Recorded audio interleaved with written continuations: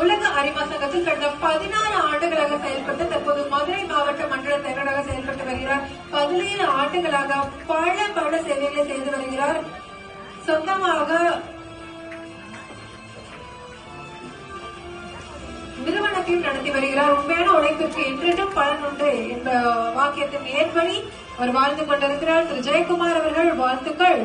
Doctor of social service என்ற பிரிவின் கீழ் விருதினை பெறுகிறார்.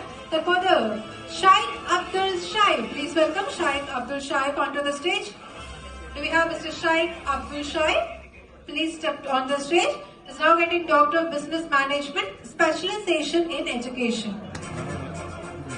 Please, yes, make some way for Shaikh Abdul Shaib.